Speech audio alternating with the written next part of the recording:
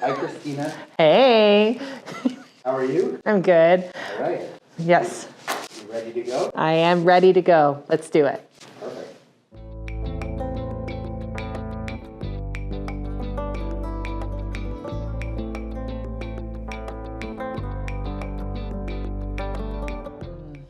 All right, whenever you're ready. Okay. So here's the truth. I was very successful on the outside. I did everything that I thought I was supposed to do. I had the high-paying job. I had the money, the material wealth. I had status, had all the things that I thought that really mattered. But there came to a point where all of a sudden it started to feel incomplete. Something wasn't fulfilling anymore. I was going through the motions. I was accomplishing more things, but something still felt as though it was missing. I share this because many high performers feel like this. They are very capable, very bright, very successful, yet there's somewhere in them that is still not feeling fulfilled and complete. I've seen this many times with many individuals that I've worked with, where once they start opening up, you really get the idea that they're not fulfilled. They're going through the motions. They're doing what they think that they're supposed to do. That's really because we have set up things with wearing our masks. We're doing what we think that we're expected to do in order to have success. I always say we've become good little soldiers in the system where, we're very disciplined, we're very driven, very ambitious. I know for myself, I would be like, I'm great in crisis, in chaos. I would thrive in those environments.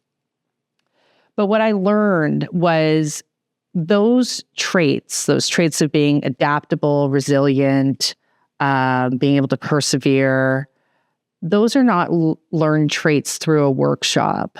Those are traits or skills that come through our life experiences. And usually they come through some sort of survival. And we might have been really good at surviving in our past life, and then we've just brought it into our everyday work or our leadership. The one thing that was making me really successful was these adapted survival skills. Was also the other thing that was the same thing that was actually removing and disconnecting myself from me, because I was just going through the motion.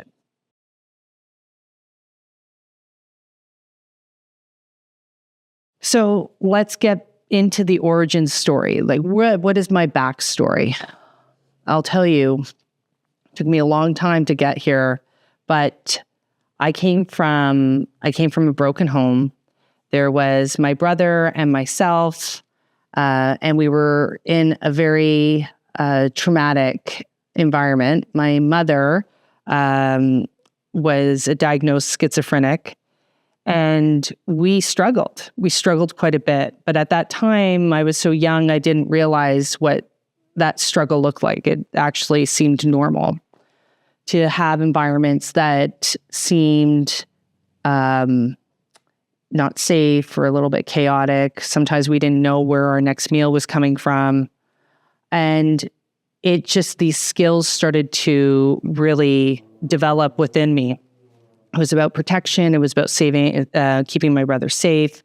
It's about really being able to survive. And the interesting thing is, at the age of 12, the situation had gotten so escalated that we were removed and we were put into foster care. This is an important part of my story that I need to share, because for a very long time, I hid it. So after foster care, we went to go live with my father. And when we went to my dad's place, I got to totally reinvent myself. I was no longer the poor girl. I was no longer the one who was struggling for meals or, trying to just survive really challenging situations. And from that point, I never looked back. I made a vow to myself that I would never, ever look back to my life. And I held that vow for a good 30 years because I felt as though at that time it didn't matter. I was going to be seen.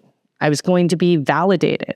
So I did everything I was supposed to do. I got scholarships. I excelled in school, went to university, got the high-paying job, did everything in order to adapt to this system, in order to fit the system that has been created.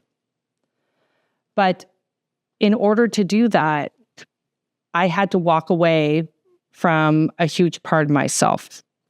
And to be honest, I didn't even think it mattered. I didn't even think that that piece mattered. We got to start over. And I was like, well, no one is ever going to know this deep, dark secret. And when I kept going, I was like, okay, I'm going to go the rest of my life and no one will ever know my deep, dark secret. But I was excelling in business. I was excelling in my life because I had learned those skills, how to adapt, how to pivot. I knew exactly what I needed to do to be successful.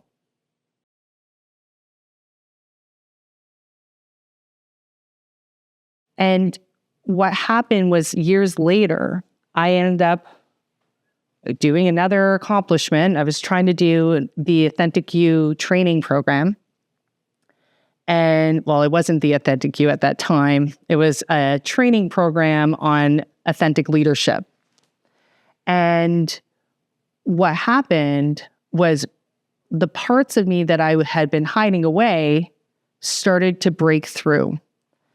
I started to write, and this training program turned into 10 pages, 15 pages, 30 pages, 300 pages. It turned into a book because these pieces of myself that I had fragmented were starting to emerge as I was leaning into my authentic truth from a place of realness.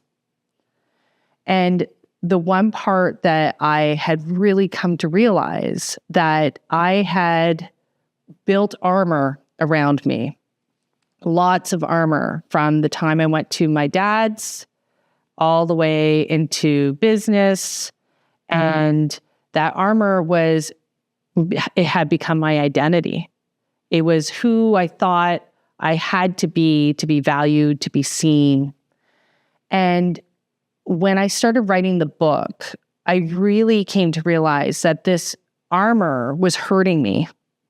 It wasn't supporting me. It helped through challenging times to get me to where I needed to go, but this was a part of the unfulfillment.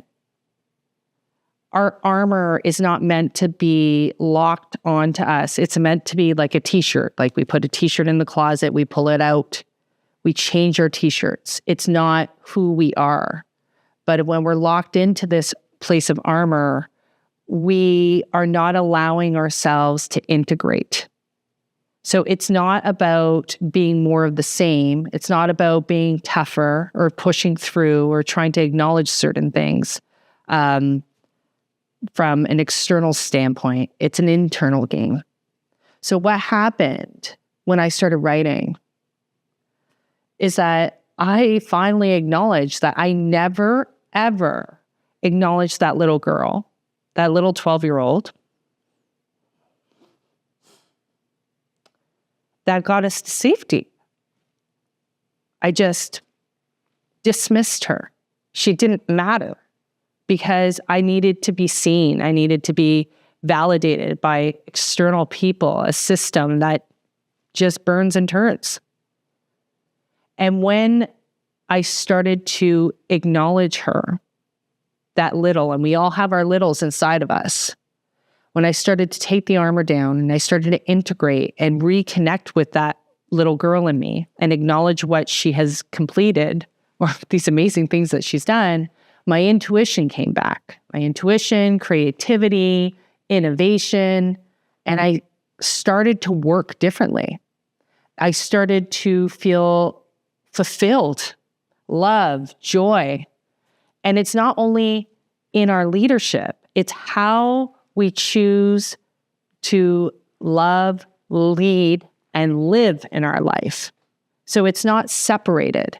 It's about honoring a system that honors our wholeness. It doesn't mean you have to go into the wounds. It doesn't mean you have to really break open.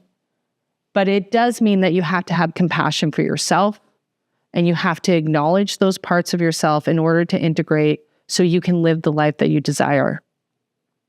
Many will say to me, oh, do you even talk to your mom? That's horrible. All those things were so bad.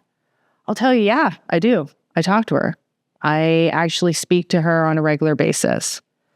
Because as I went on my journey and I started to integrate, I realized that she did the best that she could. And meeting her where she's at, that's all I need to do. I don't need to judge it. I don't need to judge her. And in fact, I don't need to judge myself.